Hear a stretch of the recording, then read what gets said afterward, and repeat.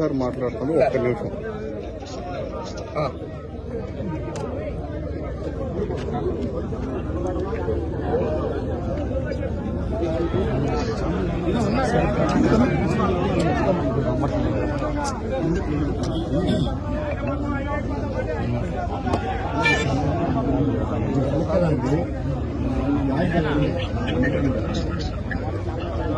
అన్న, ఇదే సోలమన్ ని మొన్న 3-4 రోజుల క్రితం మర్డర్ చేశారన్నా.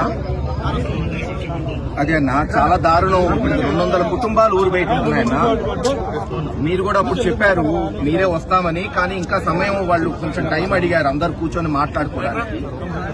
ఈ లోపల ఇతని భార్య బాలేదని పోతే పోయినందుకు మర్డర్ చేశారన్నా.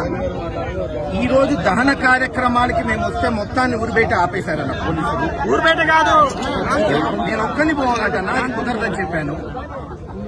అందరు 100 మంది వస్తే లేదు ఊర్లోకి 5 మంది పోయి దానం చేయాలంటే ఎవరు ఒప్పుకోవట్లేదు. అందరి ఊరు బయట ఆగామన్నా.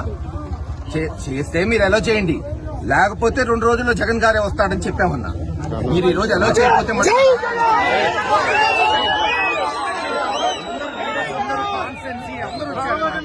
మంది అసలు అమాయకుడన్నా, చనిపోయినోడికి అసలు గొడవలకి ఫ్రాక్షన్ కి ఏ రోజు పోడు పాపం. అందరు స్వచ్ఛందంగా వస్తే పోలీసులేమో ఎవరు నెల చేయం 5 కార్లు అంట. వాళ్ళు చెప్పిందంతా విన్నామన్నా. వాళ్ళు ఈ రూట్ కాదు ఆ రూట్ అంటే అదో అనుకున్నాం.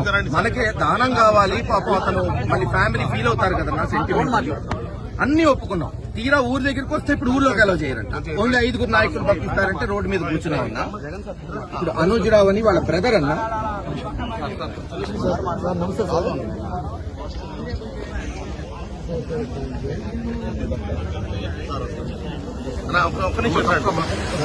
మోడీ కుటుంబ కలిసి అందరూ కూడా బయటే ఉంటున్నారు సార్. కూడా 300 నుంచి 400 కుటుంబాలు అందరూ కూడా బయటే ఉంటున్నారు సార్. ఇప్పుడిప్పుడే కొద్దిగా కొంతమంది ఈ ఇల్లు కొలలు చేసుకోవడానికి అని చెప్పి వస్తుంటారు సార్. అవును సార్, దాన్ని చూసుకొని మనం కొంతమంది అప్పుడప్పుడు కొంతమంది వచ్చేస్తారు సార్. అయితే బ్రదర్ కూడా ప్రస్తుతానికి గ్రామం పక్కన బ్రాహ్మణపల్లిలో నివాసం ఉంటుంది సార్. వదనమ్మ గారికి బాగలేకపోతే చూడటానికి వచ్చారు సార్. ఈలోగా కలర్గా ఉన్న బ్రష్ ముఖం కడుకుందని తెలిసిన రోడ్డు మీద ఇంటి ముందుకు వచ్చినటువంటి వ్యక్తిని, అన్నయ్యని మోటమరి పేతురు కాంతారావు అనే వ్యక్తులు రాడుతో దారుణంగా తల మీద కొట్టారు సార్. దీని మీద మేము హాస్పిటల్కి వెళ్ళేసి మామూలుగా ట్రీట్మెంట్ చేసి చూసుకుంటే సీరియస్గా ఉందని చెప్పేసారని నిన్న